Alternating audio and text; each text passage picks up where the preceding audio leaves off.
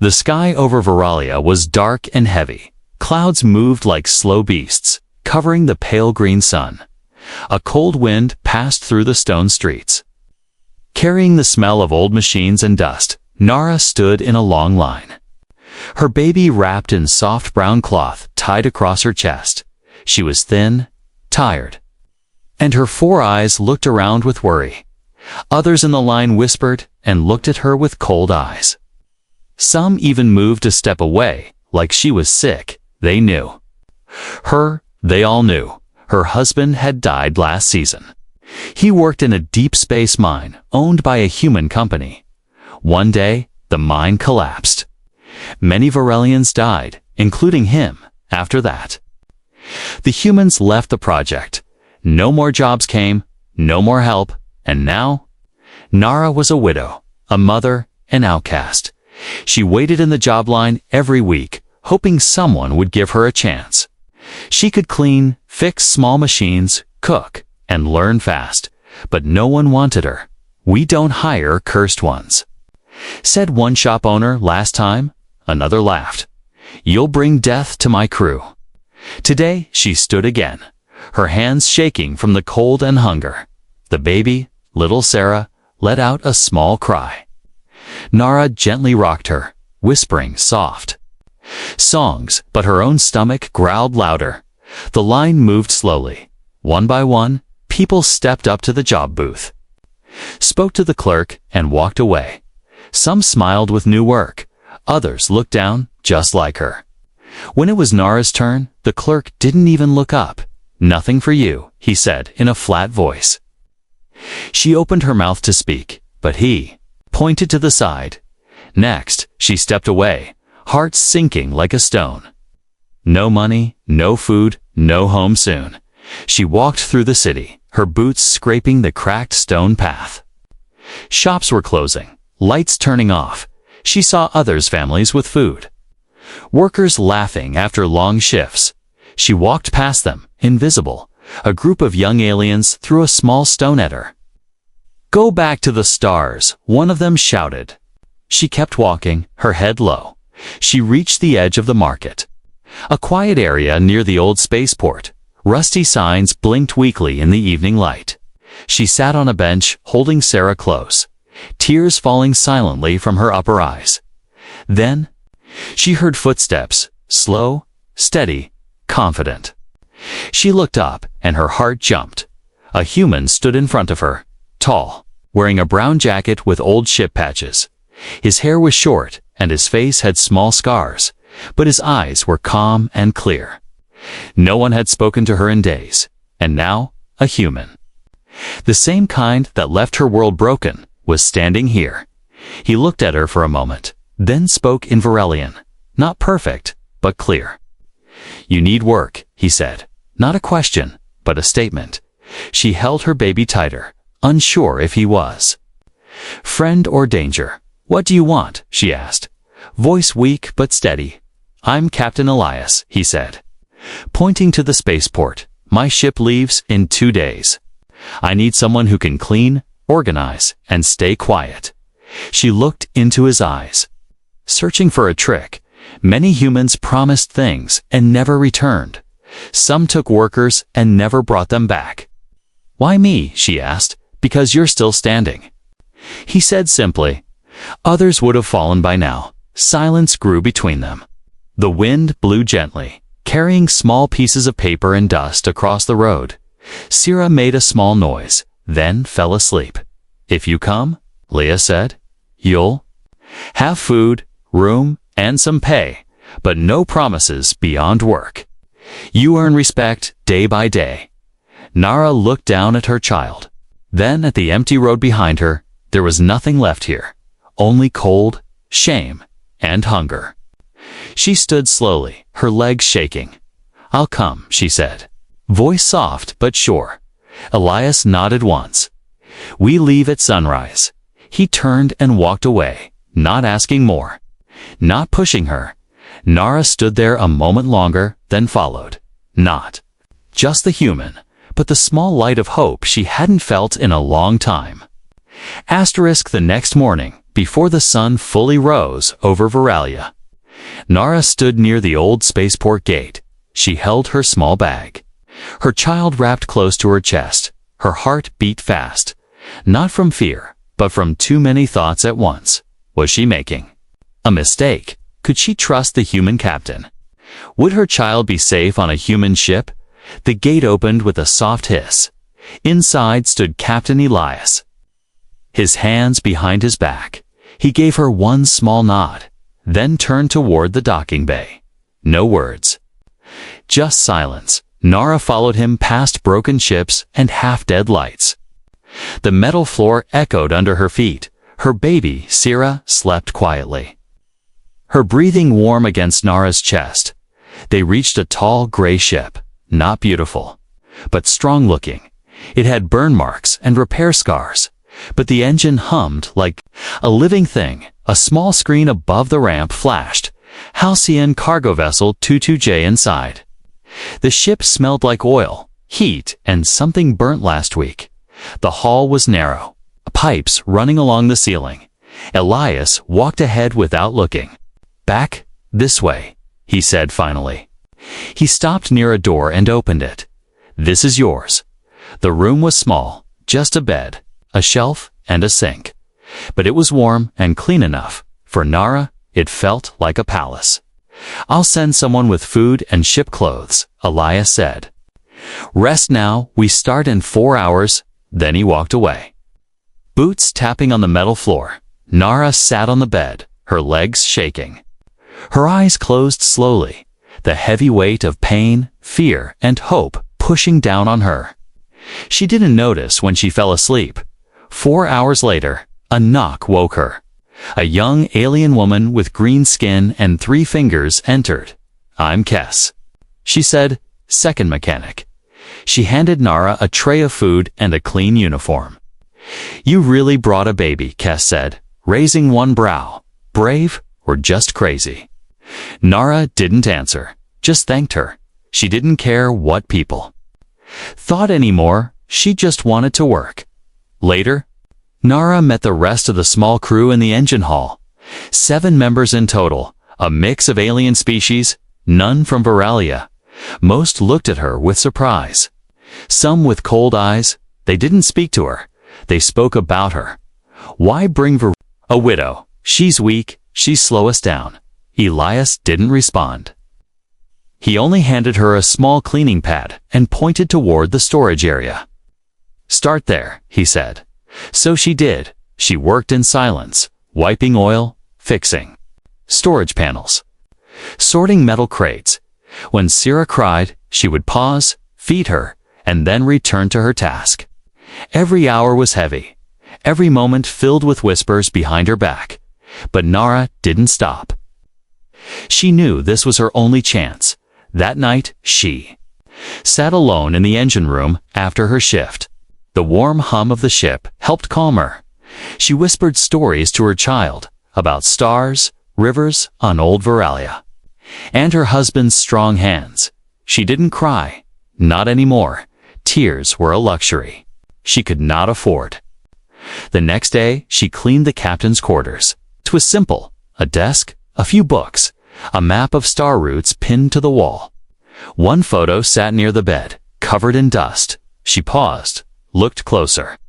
It showed a young human girl, smiling, wearing a flight suit, her face full of light. Her name was Lyra. A voice said behind her. Elias stood in the doorway, his face still and quiet. "My sister," he added. Nara turned away quickly. "Sorry," she said. "I shouldn't have touched it." "It's fine," he said, walking in. She died on an alien planet. No one helped her. He looked at the photo for a long time. They said she was human. Too different, not their problem. Nara stayed silent, not knowing what to say. "I promised myself," Elias said, "if I ever had the power to help someone, I'd do it." "Species doesn't matter," he added. "Pain is pain." He left the room without another word, and for the first time, Nara saw the man behind the captain that evening. The ship shook slightly. An alert blinked red. Minor energy spike, said a voice on the speaker. Crew. Remain calm. The crew gathered in the control room, nervous, but Elias stayed calm. Nara stood at the edge. Holding her child, he looked at her across the room, not as a burden, but as part of the crew. And that was the first time Nara believed. Maybe she belonged here. Maybe the stars weren't finished with her story yet. The Halcyon moved through space like a lonely bird in a black sea. Stars blinked outside the windows, cold and distant. Inside, the ship was warm but busy. Loud but not unkind. Nara woke early every day. Her room was small, but it didn't matter. She had a bed, a sink, and safety that was more than she had on Varelia. Her daughter Sira still cried at night, but less than before. The hum of the engine seemed to help her sleep, sometimes. Nara would sit up and hum old Varelian lullabies, soft songs that her husband once sang. Nara's job was simple, clean. The lower decks organize tools and assist in storage runs. But nothing on a human ship was truly simple. The controls were strange, the halls too narrow, and the voices too loud. Everyone moved fast. Like time was chasing them, the crew didn't talk to her much. They nodded sometimes, gave orders, pointed at messes. She followed without complaint. She didn't smile, didn't joke, didn't ask questions. She worked. One day, while she was cleaning the engine floor, a crate slipped from a rack above. It came crashing down, loud and fast. She didn't think. She jumped over her child's crib and shielded it with her back. The crate missed them both, but just barely. Kes, the green-skinned mechanic, had seen it all. Later that night, Kes brought her a small fruit. Didn't say anything, just placed it near Nara's door and left. It was the first gift Nara had received since her husband died. Weeks passed. Nara learned the rhythms of the ship, which pipes hissed at night, which doors stuck, which wires sparked if touched the wrong way. She memorized every inch, every sound, every smell. She never complained, even when her hands ached, even when the other crew forgot to bring her meals, even when she cleaned spaces most wouldn't enter. Captain Elias noticed. He never said much, but he saw everything. He would sometimes pause at a corner, watching her quietly before walking on. One day, the Halcyon stopped at a trade station above a gas giant. Colorful markets floated between metal docks.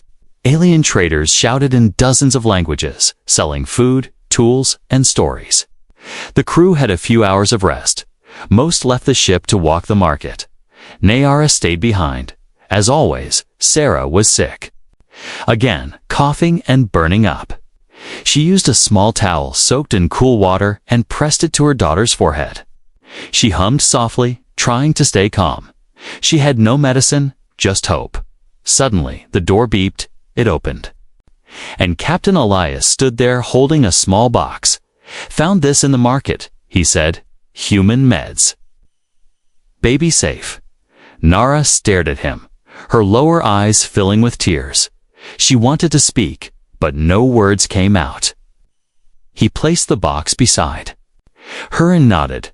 "She'll be fine," he said quietly. Then left. That night, Sira slept without coughing. After that, things began to change, slowly but clearly. The crew started nodding more often. Someone left a clean blanket in her room. A small toy was placed near Sira's bed. No one said anything, but their actions spoke. They had started to accept her. Not fully, not yet. But the wall was cracking one morning. Nara was asked to help with supply tracking in the command room. It was her first time there. The lights were bright, the screens full of moving numbers and star maps. Elias handed her a tablet, marked the boxes with red tags. She nodded and got to work. After a while, a crew member named Jorn, a tall alien with bark-like skin, leaned closer. "You're quiet," he said. Nara looked at him, unsure what he meant. "That's good." He added, "Too many people talk and do nothing." Then he handed her a cup of water. It was a small thing, but it felt like a handshake. Later that day, Elias called her to his quarters. He pointed at a small control box. "It's broken," he said. "Think you can fix it?" She nodded and sat down. She opened the box, looked at the wires, and smiled. This was old tech, something her husband used to repair often. In 10 minutes, it was working again. "Impressive," Elias said. He paused, then added, "Keep this up, and I'll move you to systems crew, better pay, better hours." Nara looked at him, surprised. "You trust me with that?" "I trust what I see," he replied. "You're not just cleaning floors anymore." That night, Nara looked out the ship's small window. The stars outside didn't look cold anymore. They looked open, wide, waiting. Her hands still ached. Her back still hurt. But something inside her felt strong. For the first time in a long time, she felt more than just alive. She felt like she had a place, a purpose, and she would not let it go. The stars outside the Halcyon were still. But inside the ship, something was wrong. It began with a flicker. A small light blinking red in the command room. Then a low alarm buzzed, not loud, but serious. "Unmarked vessel approaching," said the ship's system voice, "power signatures." Unstable, Captain Elias stood at the control panel, his jaw tightened, eyes locked on the radar. The dot was moving fast, too fast for a trader. "This isn't good," he said, shields up. The crew rushed to stations. Doors locked down, lights dimmed, weapons powered on with a deep hum. The Halcyon was preparing for a fight. Nara stood in the storage bay, holding a crate. The red lights flashed above her. She froze for a second, her heart racing. Then she looked. Down at Sierra, sleeping in a carrier strapped to her chest. She couldn't panic. Not now. Not in front of her child. "What's happening?" she asked, through the ship's comm. "Pirates," Kess replied, voice sharp. "Stay in your room." Lock the door. But Nara didn't go. She looked around the storage bay crates, vents, control panels, wiring. She had cleaned and studied every inch of it. She knew things others didn't. She ran to the far wall and opened a hidden panel. Behind it were emergency cables and backup locks. She could do something. She had to, outside the ship. The pirate vessel looked like a giant claw, black metal with broken wings. No name, no ID, just weapons and speed. They fired a warning shot, not to destroy, but to scare. The Halcyon shook under the blast. Panels rattled, lights blinked out for 2 seconds. Then backup systems kicked in. "They're trying to board." Elias said, "Prepare to seal all levels in the lower deck." Nara heard the impact, the sound of metal arms locking onto their hull. A sharp hiss. The pirates were burning through the airlock. She held Sierra close, wrapped her in a fire blanket, and tucked her into a small crate with a soft pillow. She kissed her child's forehead. "I'll come back," she whispered. Then she crawled into the service vent. It was dark, tight, and hot, but she moved fast. Remembering every corner from her cleaning shifts, the pirates burst into the lower hall. 5 of them tall, masked, armed with pulse rifles. They moved like shadows. Fast and silent, one headed toward the engine room. Toward the control deck, 2 others checked storage. But they didn't see Nara above them, hidden inside the vent system. She watched through a grate, her breath, slow and careful. She had no weapons, no armor, just a small toolkit in her belt. And an idea. In the engine room, Kess fought with one of the pirates. Sparks flew as machines exploded in the command room. Elias sparked orders and fired warning shots down the hall, but they were losing time. The pirates weren't here for cargo. They wanted the ship. Elias yelled into the comm. "Someone needs to cut their oxygen feed." They tapped our main supply. No one answered. Then a voice came through soft. "Clear. I can do it." It was Nara. Elias paused. "Where are you?" "Inside the vents," she replied. "I'm near the backup air controls. Ken?" "You reached the junction box?" he asked. "Yes," she said, crawling fast. "I've cleaned it 100 times." Nara reached the box, a panel with blinking lights and thick wires. She opened it, her fingers shaking but steady. She pulled out a tool and began cutting the blue cable, the one that fed air to the pirate tunnel. Suddenly, a pirate below heard the noise. He looked up and fired. The blast hit the vent wall beside her. Metal burned. Smoke filled the space. But Nara didn't stop. She cut the final wire. The light turned from green to red. The air supply dropped. In the hall below, the pirates gasped, stumbled, then fell back toward their ship. Elias saw it on the radar. "They're pulling away," he said. "She did it." The pirates released the docking arms and fled into deep space. The Halcyon was safe. For now, Nara crawled out of the vent. Covered in dust, her hands burned, her arms bleeding, but she was smiling.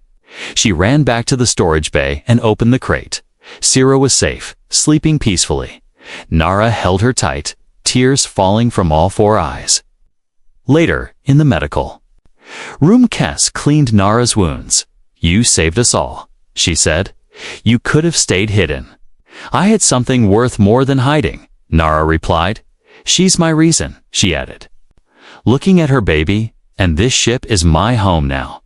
Captain Elias walked in, silent as always. He looked at Nara for a long moment, then placed a badge on the table. "Chief Systems Tech," he said. "You earned it." Nara looked at the badge, her hands shaking. No one had ever given her a title before. She stood up slowly and bowed her head.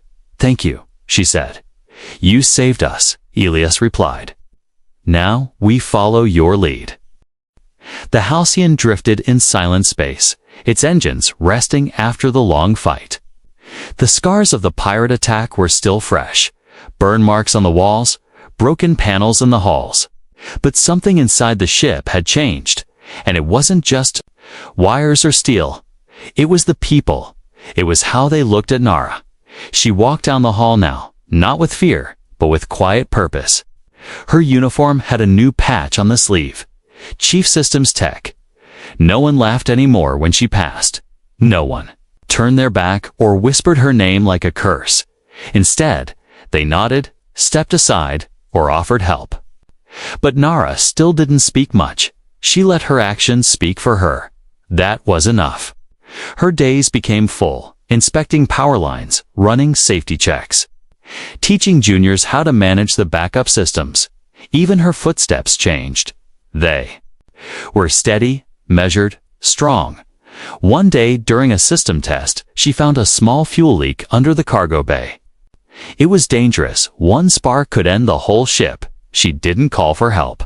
She fixed it herself, arms deep in hot pipes, skin burning. When Kess arrived, minutes later, she froze. "You're insane," Kess said, pulling her out. "You could have died, but I didn't," Nara replied. "And now no one else will either." Later in the mess hall, crew members gathered around the table. They watched her feed Sierra, the child giggling while playing with a spoon. Jorn, the tall alien with bark skin, leaned forward. "She's different." "Huh," he said. "Doesn't talk much, but she's always doing something." "Reminds me of old Tech," another crew member added. "Silent, but always working, Captain." Elias sat at the edge, sipping black coffee from a metal cup. "She's what this crew needed," he said, without looking up. "Someone who doesn't break." One evening, the Halcyon stopped for fuel at a remote station. A rough place. Rusted walls, flickering lights, and strangers with sharp eyes. The crew stepped out for supplies. Nara stayed aboard to check the systems. Then she heard voices near the dock, angry ones. She ran to the window and saw 3 station workers yelling at Kess. One grabbed her arm. Hard, without thinking, Nara left the ship. She stepped into the cold light of the dock. Her face calm, but her eyes full of warning. "Let her go," she said. The biggest one laughed. "And who are you?" he asked. "A cleaning girl." Nara didn't move. "She's my crew," she said. "You touch her again, you deal with me." The man stepped forward, raising a heavy pipe, but before he could swing, a hand grabbed his wrist. "Captain Elias, bad idea," he said calmly. Then the crew surrounded Nara, weapons drawn. The station workers backed away. Kes walked beside Nara as they returned to the ship. "You didn't have to come out," she said softly. "I did," Nara replied. "That's what we do now." That night, Kes placed a new toolset in Nara's room. "Not old, not borrowed, new, clean, sharp, crew gift," she said. "You've earned it." As days turned into weeks, Nara became the heart of the ship. When things broke, she fixed them. When someone was hurt, she helped them. When morale dropped, her quiet strength lifted them. Even Sira became part of the crew. She crawled through the halls, giggling, everyone taking turns watching her. Jorn made her a small helmet out of scrap metal, painted with stars. "She's our junior engineer," he joked. One day, Elias called Nara into the command room. He showed her a map, a trade route near the edge of known space. "Dangerous area," he said, "but high reward." "You don't have to come," he added. "You've done more than enough." Nara looked at the blinking dots on the map. She thought of Varelia, the job lines, the cold faces. Then she looked at the crew photos on the wall. One of them was hers now. She stood straighter. "We go," she said. "We're stronger now." Elias smiled. "A small, rare thing, that we are." The ship took off once more, heading into the unknown. But inside the halcyon, everything felt steady, because respect wasn't given. It was earned wire by wire, scar by scar, and Nara, the widow once left behind, had become something more. Not just a survivor, not just a mother, but a leader. In silence, a name the ship would remember forever. The Halcyon moved through a quiet part of space. No pirates, no storms, no ports. Just silence, deep and endless. In this peace, the crew rested. They laughed more, worked better, and even sang sometimes. But Captain Elias remained the same. Still, serious, quiet. He gave orders, fixed charts, checked weapons. He led the ship well, but no one really knew him, except Nara. She watched him the way only someone who's been broken could.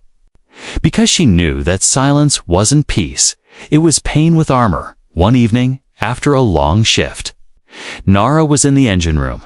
Sira was asleep in a soft basket nearby. Nara was cleaning tools when Elias walked in. He didn't say anything. At first, just looked around the room, then sat on a crate. He held something in his hand, a small, round object. Old, scratched, wrapped in cloth. Nara looked up, curious. Elias noticed her glance and gave a tired smile. "This belonged to my sister," he said, unwrapping it.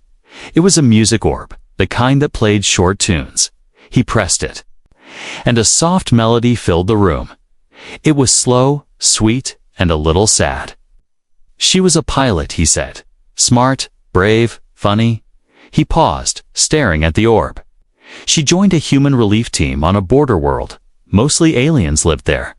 Not rich, not poor, just forgotten." Nara sat down across from him, listening. She didn't speak. She knew sometimes silence was the only kindness needed. One day, a virus hit that planet. Elis continued. The crew got sick, everyone pulled out, but she stayed. She thought they'd protect her, since she stayed to help. He looked down, voice lower. But they didn't. Nara's eyes lowered. She knew what was coming, and still, it hurt. "They locked her outside the hospital," Elias said. "They said she was too human, not part of them. She died on the stairs, alone." The music orb kept playing, like a memory refusing to fade. "I couldn't save her," he whispered. "So now I save who I can." Nara reached out slowly.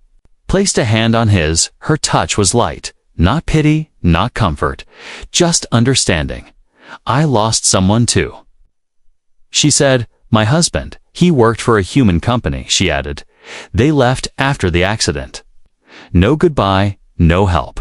The room stayed quiet for a while, just two souls sitting in shared silence. After that day, things between them shifted. They spoke more, not often, not loudly, but when they did, it meant something. Elias started asking Nara's opinion before making changes. She was no longer just chief systems tech. She became his second voice, his anchor. One night, during a crew dinner, Elias raised a metal cup. He stood and looked at everyone. We've come far, he said. Through danger, fire, and fear. And we're still standing. Then he looked at Nara. But not because of luck, he added. Because some people refuse to fall. He lifted his cup toward her. The crew followed. To Nara, they said in one voice, she didn't know what to say, so she just nodded. But inside her chest, something warm bloomed. Like a star rising in the dark later that night. Elias and Nara stood by the window. The stars outside were bright, closer than they looked. I sometimes wonder. He said what my sister would say. Seeing you now, she'd probably say you've done enough, Nara replied. More than enough, Elias chuckled softly. Maybe, he said, but I think I needed you as much as you needed me. They didn't call it friendship. They didn't need to. It was something deeper, quieter, built in fire and held together by truth. One morning, a new job request came through the system. A cargo run to a distant colony. High pay, high risk, long journey. Elias looked at Nara. What do you think? She looked at the chart, then at Sarah. Now crawling across the floor with a wrench, she smiled. I think we're ready. He nodded. Then we go, as the Halcyon turned toward the edge of known space. The crew prepared for whatever came next, but something was different now. This was no longer just a ship. It was a place of healing, of stories told and secrets shared. And at the center of it were two broken hearts, who found strength in each other. One human, one alien widow, bound by pain, lifted by respect, moving forward together, not just to survive, but to begin again. The Halcyon moved across deep space, heading toward the edge of the known map. The stars here were older, colder, and more silent than anywhere else. But inside the ship, life was loud with purpose. The crew worked like a family now, not perfect. Not always smooth, but strong and growing stronger. Nara stood in the system's control room, her fingers moving over blinking panels. Sira sat beside her on the floor, playing with safe, toy-like parts of an old circuit board. Her giggles echoed between metal walls, a soft sound in a hard place. Nara no longer wore simple clothes. Her new uniform was black with silver lines, a symbol of rank. She had earned it not by orders, but by deeds. She had become more than just chief systems tech. She was now second in command. Captain Elias stood beside her, arms crossed, watching the monitors. We'll arrive by dawn, he said. Nara nodded, her eyes steady. What do we know about the colony? She asked. Elias looked at the file on the screen. Mixed species, he said. Mostly miners and traders. They've been hit by pirate raids.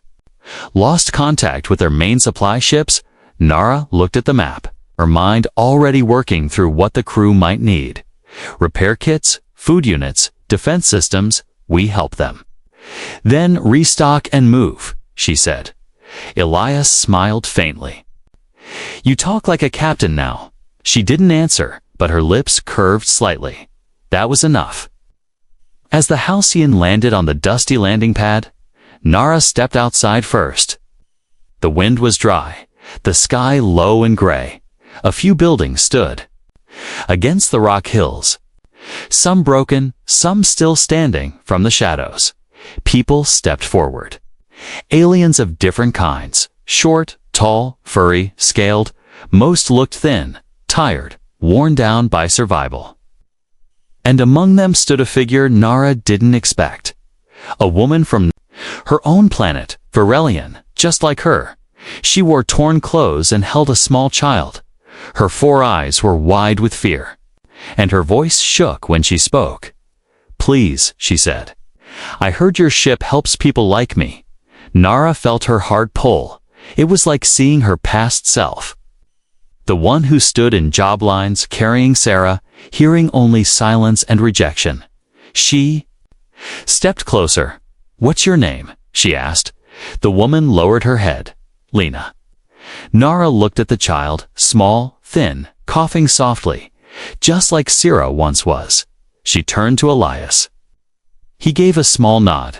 It was her call. Nara looked back at Lena. "We leave in 1 day," she said. "You and your child can come. You'll work, learn, and earn your place." Lena fell to her knees, crying softly. "Thank you," she whispered. Nara helped her up gently. "No thanks," she said.